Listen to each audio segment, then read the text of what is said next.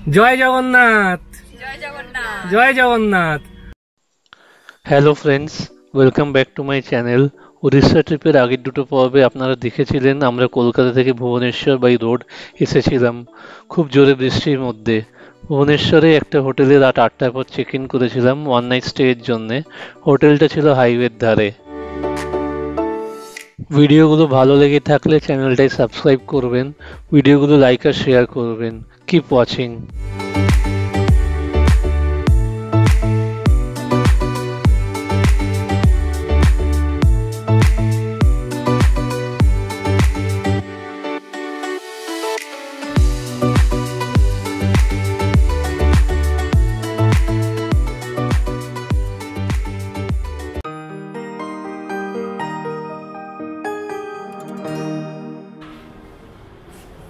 Good morning. আজকে আমরা এখন বেরিয়ে যাচ্ছি ভুবনেশ্বর থেকে। এখন চললাম গোপালপুর। ওইখানে মোটামুটি এখন 2.5 ঘন্টা থেকে 3.25 ঘন্টা লাগবে। আমরা ওইখানে হোটেল নিয়েছি, হোটেল সানাইরা রিসোর্ট অ্যান্ড স্পা। তো আমরা হোটেলের রিভিউও দেবো, ঘরগুলো কিরম সেই রকম রিভিউও দেবো, ঘর থেকে ভিউ কিরম সেগুলোও দেবো। ওটা একদম সমুদ্রের ধারে।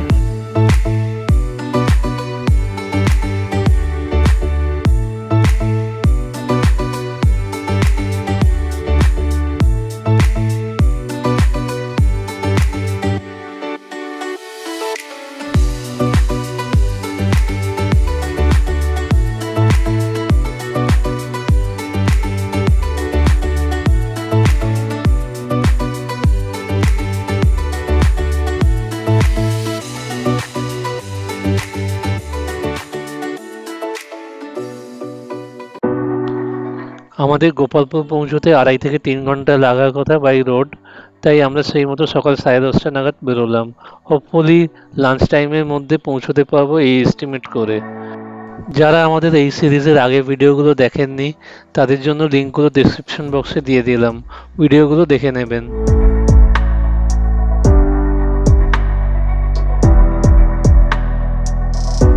NH-16 ও বম্বে রোড অসাধারণ রাস্তা। আপনারা সবাই জানেন এই রাস্তা কলকাতা থেকে চেন্নাই চলে গেছে। আগের দিন সারাদিন প্রায় বৃষ্টি আর মেঘলা থাকার পর সেদিন সকালে একদম ক্লিয়ার ওয়েদার ছিল।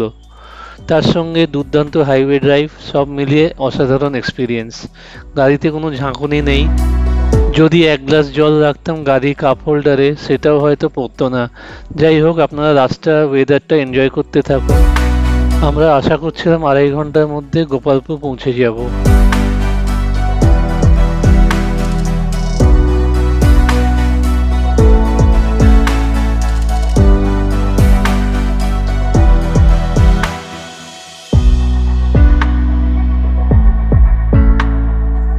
কিছুক্ষণ যাওয়ার পর রাস্তার দুধারে ছোট ছোট টিলা দেখা দিল, সেটা রাস্তার সিনিক বিউটিটাকে আরো বাড়িয়ে দিল। আমরা সিনারি এনজয় করতে করতে এগিয়ে চললাম।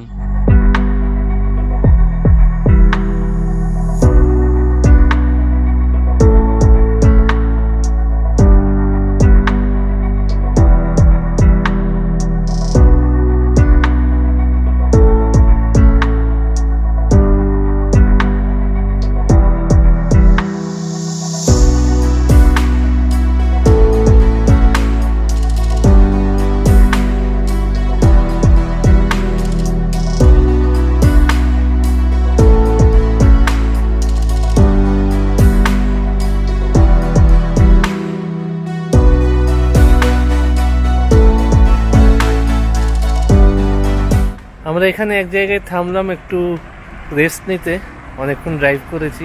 এখানে স্পটটা থেকে চিল্কা লেক একটুখানি দেখা যাচ্ছে, চলুন দেখাই আপনাদের।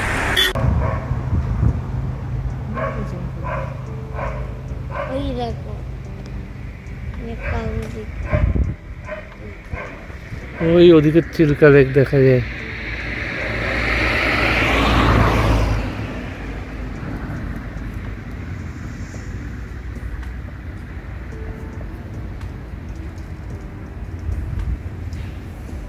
একটু ব্রেক নেবার পর আমরা আবার এগিয়ে পড়লাম।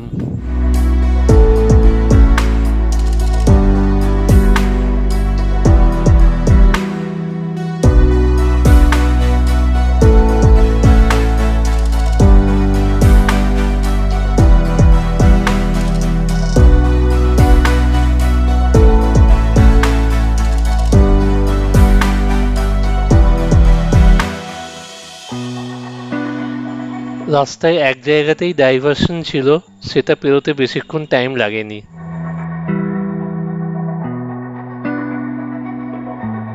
এই রাস্তাই সোজা ভাইজ্যাগ আর চেন্নাই চলে গেছে। বহরমপুর যখন দেখালো আর 35 কিলোমিটার, তখন বুঝলাম আমরা কাছাকাছি এসে গেছি।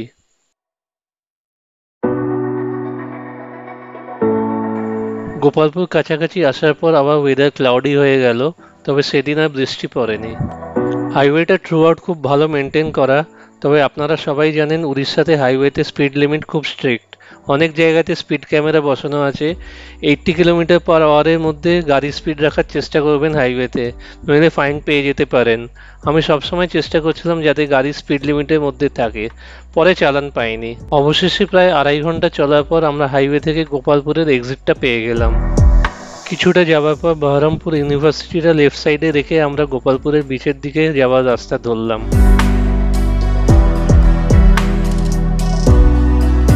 মিনিট 10 যাওয়ার পর একটা ওয়াই ক্রসিংয়ে পৌঁছলাম। গুগল ম্যাপসে বললো লেফট নিতে আমাদের হোটেলের দিকে যাওয়ার জন্যে। আরও কিছুটা যাওয়ার পর একটা জায়গাতে আমাদের থামতে বললো 50 টাকা পার্কিং চার্জ নেবার জন্য। আমরা বললাম আমরা হোটেলে যাব, হোটেলে পার্কিং আছে। তাতেও কোনো লাভ হয়নি, সেই চার্জ দিতেই হলো। আপনি যদি রোজ গোপালপুরে গাড়ি নিয়ে ঢোকেন তাহলে রোজই এই চার্জটা দিতে হবে, হোটেলের পার্কিংয়ে আপনার গাড়ি থাকলেও। এটা পুরোপুরি একটা স্ক্যাম। আমরা অনেক বছর আগে এসেছিলাম, তখন এসব ব্যাপার ছিল না। দুপুর 1:30 আমরা এই সবে এক্ষুনি গোপালপুর এসে পৌঁছলাম। গাড়ি পার্ক করে এখন লাঞ্চের জন্য বেরোচ্ছি। দেখি ওখানে লোকাল কোনো দোকানে খেয়ে নেবো আমরা, তারপরে হোটেলে চেক ইন করবো। এই প্রথম এইখানে গোপালপুরের সমুদ্রে দেখতে পাচ্ছি। কি কালার বললে? 3টে কালার, গ্রিন, ব্লু আর এখানটা হালকা একটা গ্রিন, ব্লু, সামনে লাইট ব্লু। দুপুরে একটা দোকানে ভাত, ডাল, তরকারি আর ডিমের অমলেট দিয়ে লাঞ্চটা সেরে নিলাম।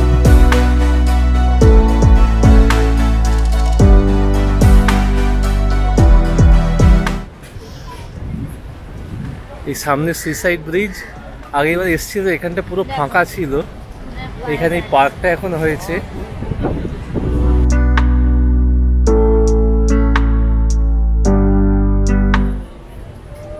ওয়েদারটাও এত ভালো না এখানে আজকে, খুব কালারফুল লাগছে সব কিছু।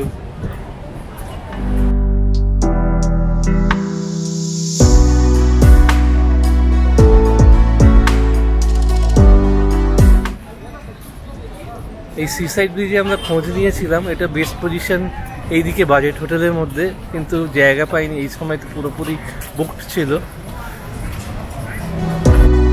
হোটেল সিসাইড ব্রিজে নিজস্ব কোনো পার্কিংয়ের ব্যবস্থা নেই, গাড়ি নিয়ে এলে রাস্তাতে পার্কিং করতে হবে।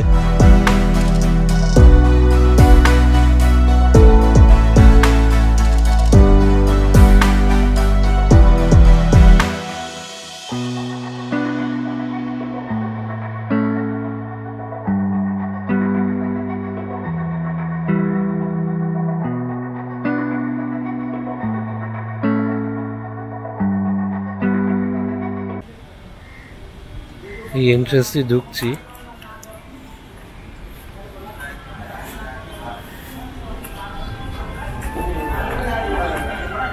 সামনে রিসেপশন, ডান দিকে রেস্টুরেন্ট,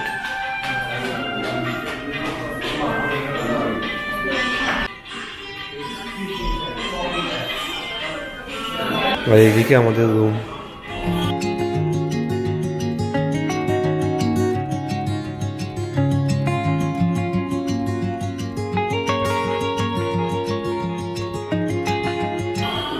রুম নাম্বার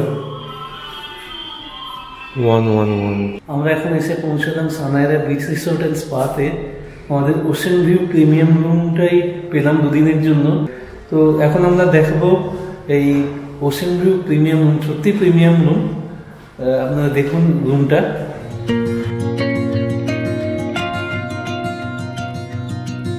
এই হচ্ছে আমাদের রুম।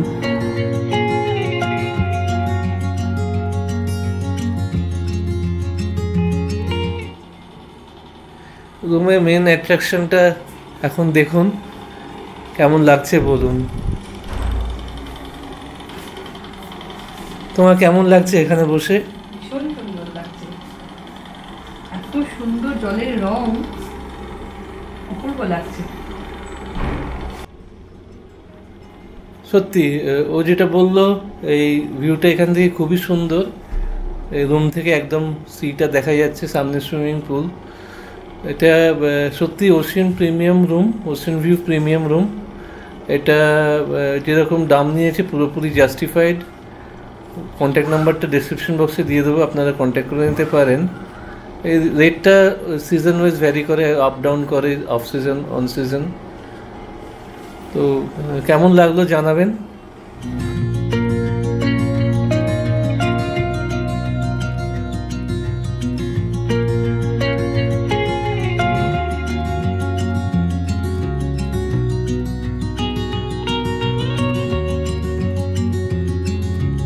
রুমে এরা একটা কফি মেকারও দিয়েছিল।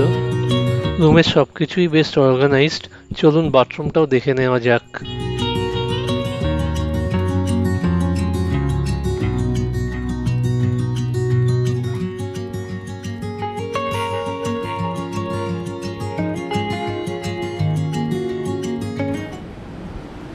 এই হোটেলে সুন্দর একটা বাগানও রয়েছে, লন।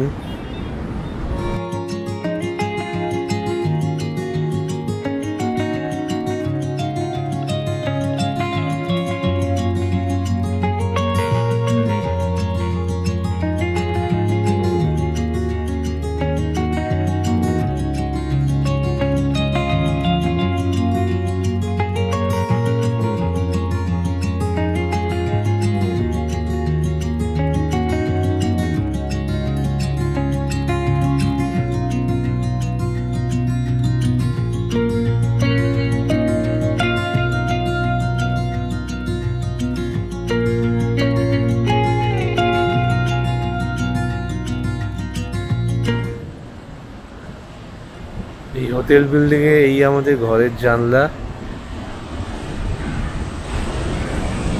সামনে সুইমিং পুল, তার সামনে সমুদ্র।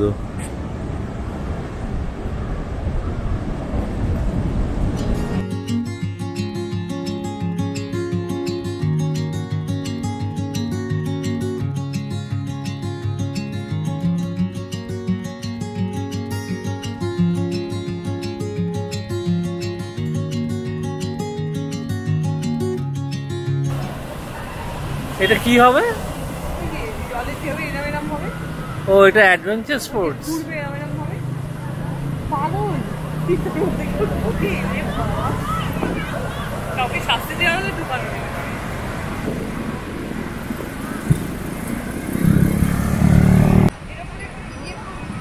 তুই কি স্যান্ড ক্যাসেল বানাচ্ছিস? হ্যাঁ,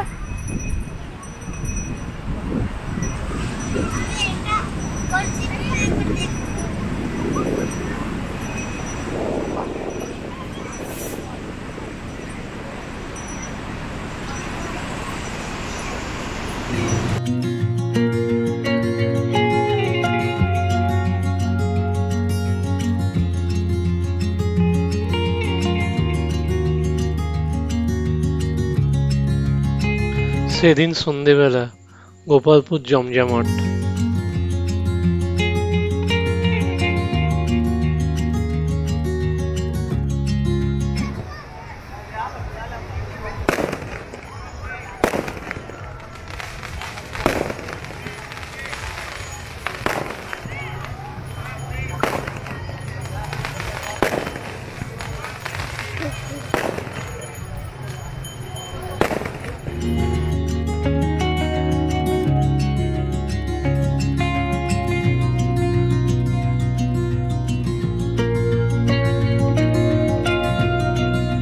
বিচের ধারে স্ন্যাক্স আর ফাস্টফুডের দোকানগুলো তখন রমরমিয়ে চলছে।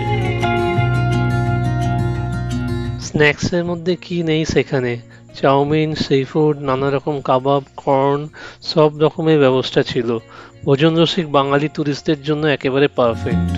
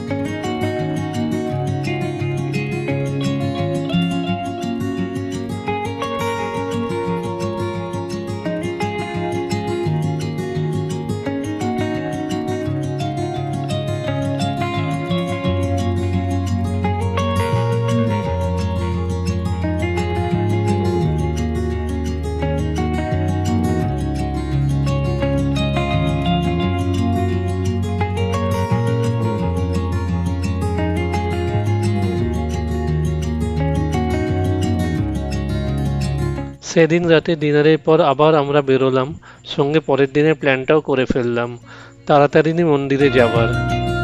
সঙ্গে রাতের বেলা গোপালপুরের ফাঁকা অ্যাটমসফিয়ারটাও দেখা হয়ে গেল। বেশ ভালোই লাগছিল, তখন বিশেষ কোনো টুরিস্ট ছিল না জায়গাটায়, আর সমুদ্রের দিক থেকে ঠান্ডা হাওয়া আসছিল। আমরা আরেকটু ঘুরে হোটেলে ফিরে এলাম।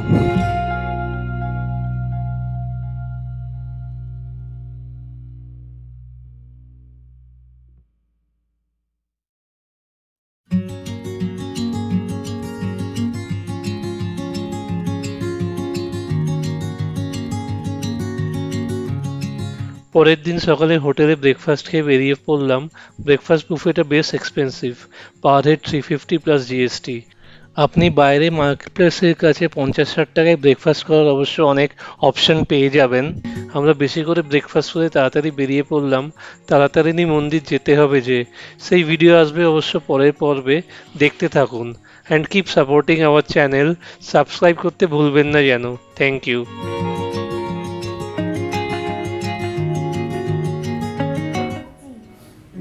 দেখি দেখি দেখি দেখি কে খাবে পুরিগুলো? তাতেই খাবে, তাতেই খাবে। ভিডিওটা কেমন লাগলো সবাই জানাবেন। যদি ভালো লেগে থাকে তাহলে লাইক, শেয়ার এবং সাবস্ক্রাইব করবেন। সাবস্ক্রাইব করার সময় বেল আইকনটা অবশ্যই ক্লিক করবেন, যাতে নতুন ভিডিও দিলে তার ইনস্ট্যান্ট নোটিফিকেশন আপনার কাছে চলে যায়। পরের ভিডিওতে দেখা হচ্ছে। Keep watching. Thank you.